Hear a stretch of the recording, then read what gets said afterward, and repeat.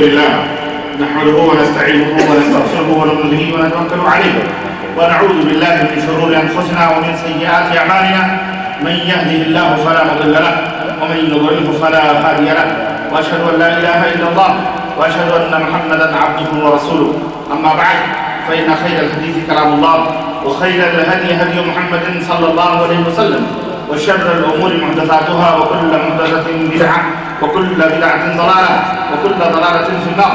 قال الله تبارك وتعالى في كلامه المجيد: أعوذ بالله السميع العليم من الشيطان الرجيم. بسم الله الرحمن الرحيم. يا أيها الذين آمنوا اتقوا الله حق تقاته ولا تموتن إلا وأنتم مسلمون واعتصموا بحبل الله جميعا ولا تفرقوا. وقال تعالى في مقام آخر: وما أرسلنا من قبلك من رسول إلا نوحي إليه أنه لا إله إلا أنا فاعبدون. وقال تعالى: ولقد بعثنا في كل أمة رسولا أن اعبدوا الله واجتنبوا الطاغوت فمنهم من هدى الله ومنهم من حقت عليه الضلالة فسيروا في الأرض فانظروا كيف كان عاقبة المكذبين. اللهم صل على محمد وعلى آل محمد كما صليت على إبراهيم وعلى آل إبراهيم إنك حميد مجيد. اللهم بارك على محمد وعلى آل محمد كما باركت على إبراهيم وعلى آل إبراهيم إنك حميد مجيد.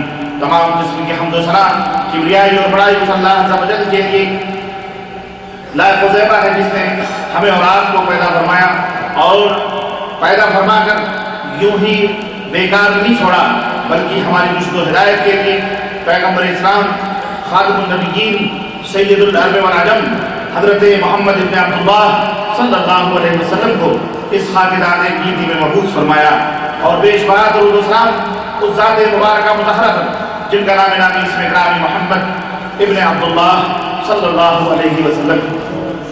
برادران اسلام، نوجوان دوستوں، بزرگوں اور بھائیوں اور قابل احترام اسلامی ماں اور بہنوں، آج بتاریخ 5 ذی القعدہ 1425 ہجری مطابق 16 دسمبر سن 2004 عیسوی کے اس اجتماع میں جو ہارا کی اس گارڈن والی مسجد کے اندر منعقد ہوا ہے، جس موضوع پر آپ حضرات سے گفتگو کرنے کا شرف حاصل کرنے جا رہا ہوں، وہ موضوع ہے انبیاء علیہ السلام کی دعوت. ان کی دعوت کیا ہے اور ان کا پیغام کیا تھا.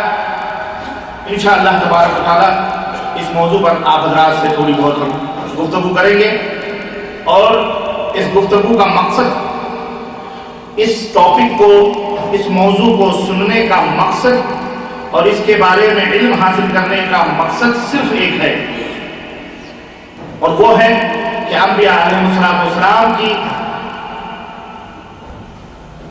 دعوت کیا تھی.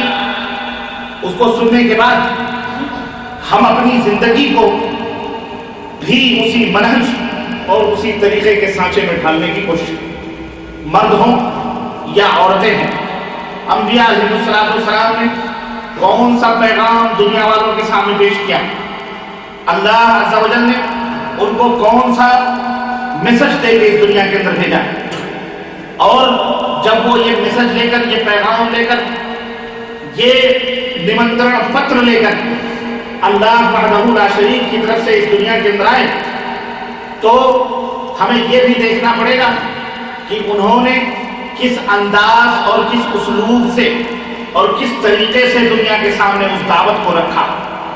ان کا انداز بیان کیا تھا، ان کا اسلوب کیا تھا.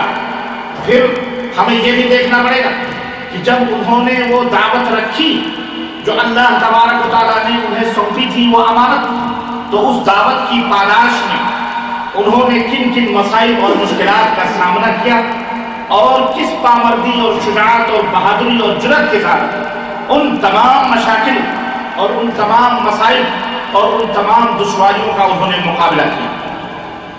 ان کی دعوت کیا تھی، کیا پیغام تھا، یہ اور یہ تمام سب باتیں ہمیں معلوم کرنا پڑے ہوں گی انشاءاللہ. اور ان سب کے معلومات حاصل کرنے کا مین مقصد چونکہ یہ ہے کہ ہم ان کے نقش قدم پہ چلیں اور انہی کی طرح داعی بنے، انہی کی طرح مبلغ بنے، انہی کی طرح امت قوم کے سامنے اللہ کے پیغام کو پیش کریں. کیوں آخر ہمیں معلوم کرنے کی ضرورت ہے؟ اس کی وجہ کیا ہے؟ اس کی وجہ یہ ہے کہ آپ سے پہلے جتنی امتیں پیدا کی گئی تھی، ان امتوں کی مکمل ذمہ داری یہ نہ تھی کہ وہ مکمل ٹوٹل طور پر اللہ کے دین کی طرف لوگوں کو بلائیں. نہ نصارہ کے بارے میں اس سے پہلے بنی اسرائیل تھے. قرآن کریم کا مطالعہ کر جائیں، قرآن کریم میں کہیں بھی اللہ تبارک و تعالیٰ نے ان کے سروں پر یہ ذمہ داری ہے، ان کے کندھوں پر یہ ذمہ داری نہیں رکھی تھی کہ میرا پیغام میرا رسول لے کے جا رہا ہے، تم اس پیغام کو عام کرو، تم بھی اسی کے ساتھ شریک. وہ امت دعوت نہیں تھی. کرسچن جو آج مشنریاں کھول کر تبلیغ کر رہے ہیں اور اپنے دین اور مذہب اور دھرم کی نشر و اشاعت کر رہے ہیں، یہ ان کے دھرم میں نہیں لکھا ہوا ہے، ان کے دین کا کوئی حصہ نہیں ہے. یہ مسلمانوں کی دشمنی میں کھڑے ہوئے ہیں. یہ اپنا تحفظ کرنے کے لیے، اپنے اس باطل اور جھوٹے دھرم کو بچانے کے لیے انہوں نے مشنریوں کے فائل کھولے ہوئے ہیں، منہ کھولے ہوئے ہیں، تاکہ کہیں اسلام کے یہ مبلغین، اسلام کی یہ ابدی دعوت، اسلام کا یہ امن و سکون والا دھرم، اسلام کا یہ امن و سکون کا پیغام، وحدانیت الہی کا یہ پیغام ان کے تسلیس کے گھرونوں کو چکنا چور کر کے کہیں ان کے افراد کو اپنے دامنوں کے اندر سمیٹ نہ لے، تو ہمارے ملک، ہماری دولتیں، ہماری حکومتیں، ہماری سلطنتیں ساری کی ساری ہمارے ہاتھوں سے چلی جائیں گی. اور وہ منمانیاں، وہ نفسانی خواہشات اور وہ زناکاریاں، وہ عیاشیاں، وہ بدماشیاں، وہ شرارتیں جو وہ دین عیسوی کے پس پردہ اور اپنے مذہب کے زیر سایہ اپنے گرجا گھروں اور اپنے چرچوں اور اپنے عبادت قدوں میں کرتے ہیں، اس کا کہیں راز فاش نہ ہو جائے تو پھر ہماری زندگی تلخیوں میں بدل جائے گی. اس لیے انہوں نے اسلام کے مقابلے میں مشنریاں قائم کری ہیں. گورنمنٹ اسکول بنائے، کالجز بنائے، ہاسپٹل بنائے، ڈسپنسریاں قائم کی اور اپنے لوگوں کو داخل کیا، تاکہ امن و سکون کے نام پر، راحت کاری کے نام پر، شفایابی کے نام پر، تاکہ اس طرح سے لوگوں کا دل جیت کر اور ان کے دین اور دھرم سے ان کو بے دین و بے دخل کر دیا. یہ ان کا مقصد ہے. ورنہ بائبل اٹھا کے دیکھ لیں، اللہ تبارک و تعالیٰ نے انہیں تبلیغ دعوت کی ذمہ داری نہیں سونپی ہے. کوئی تاریخ، کوئی بھی آیت کریمہ، کوئی بھی مورخ اس حقیقت سے انکار نہیں کر سکتا.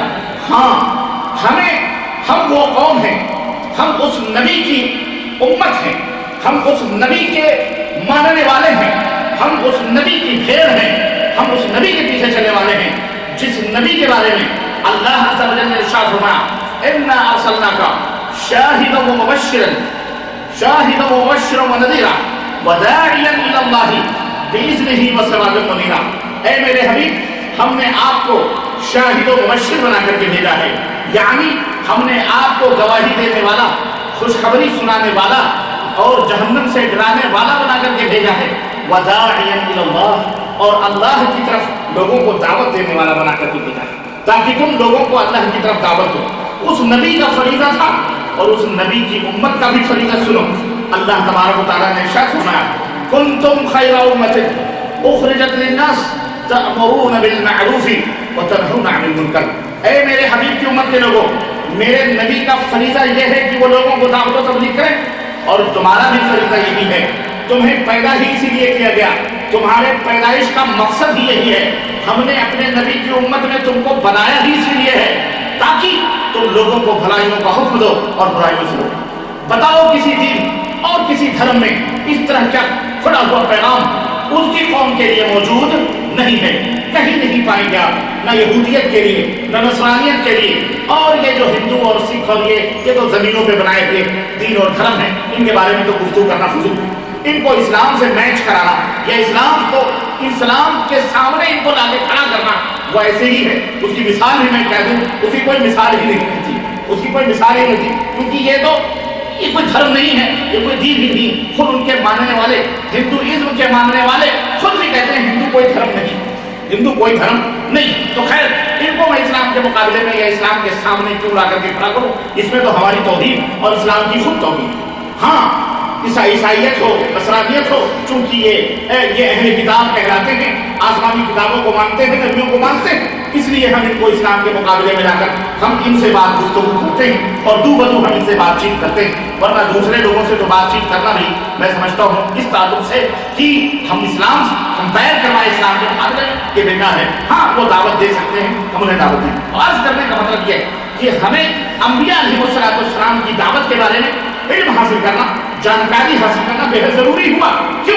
تاکہ اللہ اللہ اللہ اللہ، اس کی ایک وجہ یہ بھی ہے، ایک تو یہ سبب ہے تاکہ ہم ان کے نقش قدم پہ چلیں، کیونکہ وہ انبیاء ہیں، اولو العزم ہیں، آئیڈیل ہیں، نمونہ ہیں۔ انہوں نے جس طرح دعوت دی اپنی قوم کو، وہ ہسٹری معلوم ہو، وہ تاریخ معلوم ہو، وہ اتہاس معلوم ہو کہ کس نبی نے کس قوم کو کس طرح سے دعوت دی اور ان کی قوموں نے انہیں کس انداز سے جواب دیا، پھر انہوں نے اس کے اوپر رد عمل ان کا کیا ہوا، کس طرح سے اپنی قوم کو اللہ کی طرف بلایا، کیا مصیبت کیا پریشانیاں، تاکہ ہماری زندگی میں بھی اس دعوت کے میدان میں اگر اس طرح کی کوئی پریشانی آئے تو ہم اسے جھیل سکیں، برداشت کر سکیں اور وہ جذبے ہمارے اندر پیدا ہو سکیں کہ ہم صبر اور شکیب کے پیمانوں کو لبریز نہ بھولیں۔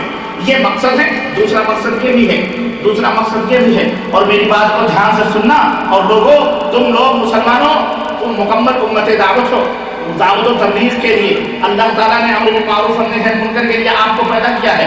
آپ کے ارد گرد، آپ کے چاروں طرف یہودیت بھی ہے، نصرانیت بھی ہے، جو اپنی طرف لوگوں کو کھینچ رہی ہے مختلف جھونکوں۔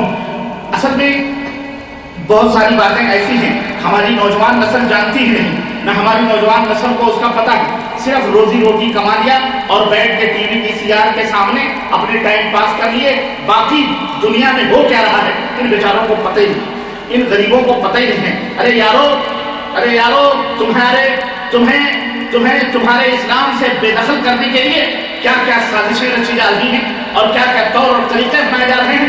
شب و روز اللہ کی قسم اپنے اپنے محلوں میں اور اپنے اپنے انڈر ورلڈ گراؤنڈ بیٹھ کر کے تم کو برباد کرنے کے پلاننگ کیے جا رہے ہیں، اور تمہیں خبر نہیں، چند روٹیوں کے لیے اور چند سکوں کے لیے تم سب کچھ بھول چکے ہو۔ نہیں، مسلمان امت کو بیدار ہونا پڑے گا۔ نوجوانوں، آپ کو بیدار رہنا پڑے گا، آپ کو اخباروں پہ نظر رکھنا پڑے گی، آپ کو جریدے دیکھنا پڑیں گے، نیوزوں کو بھی نظر رکھنا پڑے گی، دنیا کے اندر کیا ہو رہا ہے آپ کو مکمل طور پر ان کی جانکاری ہونی پڑے گی۔ اسی طرح سے اس سے کہیں زیادہ آپ کو اپنے مخالف جو دھرم ہیں، جو دین ہیں، جو مذاہب ہیں، ان کا مطالعہ بھی رکھنا پڑے گا، ان کا عقیدہ کیا ہے، ان کی دعوت کیا ہے، ان کی فکر کیا ہے۔ اسی طرح سے اس فکر کو توڑنے کے لیے، اس عقیدے کو برباد کرنے کے لیے، ان کے عقیدوں کے اندر شکوک ڈالنے کے لیے، یا ان کے جو اسلام کے تعلق سے شکوک و شبہات ہیں ان کا رد کرنے کے لیے، ان کو جواب دینے کے لیے تمہیں اپنے دین کا مطالعہ کرنا پڑے گا، رب کے قرآن کا مطالعہ کرنا پڑے گا، حضرت محمد رسول اللہ صلی اللہ علیہ وسلم کی سیرت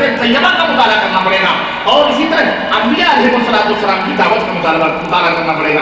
حضرت محمد رسول اللہ صلی اللہ علیہ وسلم جب اس دنیا کے اندر بھیجے گئے، 3 مہان قومیں اس دنیا کے اندر جیوت تھی، اور 3 مہان قومیں اپنے آپ کو یہ دعویٰ کرتی تھی کہ ہم ابراہیم علیہ السلام کے دین پر ہیں۔ پتہ ہے، ایک یہودیت تھی، یہودیت کہتی تھی کہ ہم ابراہیم کے دین پر ہیں، ابراہیم ہمارے میں سے تھے اور ہم ابراہیم کی اولاد ہیں۔ دوسری طرف نصرانیت تھی، یعنی جیسس کو ماننے والے، عیسیٰ علیہ السلام کا کلمہ پڑھنے والے، یہ کہتے تھے نہیں، ابراہیم ہماری قوم سے تھے اور ابراہیم کا عقیدہ، ابراہیم کا عمل، ابراہیم کا کردار وہی تھا جو ہمارا ہے، جو ہمارا ہے۔ اس لیے وہ کیا کہتے تھے، کونوا ھودا او نصارا تہتدوا، قرآن کہتا ہے کیا کہتے ہیں وہ لوگ، وقالوا کونوا ھودا او نصارا تہتدوا، یہ نصارہ کہتے ہیں، یہ یہودی کہتے ہیں، لوگوں اے سنسار کے بادشاہوں، یہودی بن جاؤ ہدایت پا جاؤ گے، یہودی بن جاؤ نجات پا جاؤ گے۔ یہودیت کے اندر نجات ہے، یہودیت کے اندر سورگ ہے، یہودیت کے اندر جنت ہے، یہودیت کے اندر خلد ہے، یہودیت کو اپنا لو، پوری دنیا تمہارے زیر لگی ہے۔ یہودیت وہ دین ہے کہ اپنے مقابلے میں سارے انسان کو خنزیر سے بھی برتر سمجھتی ہے۔ ہاں، یہودیت وہ دھرم ہے کہ اپنے کہتے ہیں، یہودیت وہ دین ہے، وہ آج بھی دعویٰ کرتے ہیں، کل بھی دعویٰ کرتے تھے، آج بھی یہودی دعویٰ کرتے ہیں، نحن احباء اللہ، ہم اللہ کے محبوب بندے ہیں۔ نہیں معلوم تمہیں؟ نہیں معلوم، واللہ نہیں معلوم۔ بہت کم مسلمان ہیں جن کو معلوم، وہ جانتے ہیں یہودی کیا ہے، انہیں تو اپنے اسلام کے بارے میں معلوم نہیں کہ ہم مسلمان ہیں تو کیسے مسلمان ہیں۔ کب تک کب تک تمہیں جگانا پڑے گا یہ بھی سمجھ میں نہیں آتا ہے. مسلمانوں کب تک آپ کو بیدار کرنے میں ہمیں ٹائم لگے گا یہ ہمیں سمجھ نہیں آتا. بیدار ہو جاؤ, بیدار ہو جاؤ. اللہ کی قسم یہ دنیا, یہ مال, یہ میل ہے, میل حاصل کی.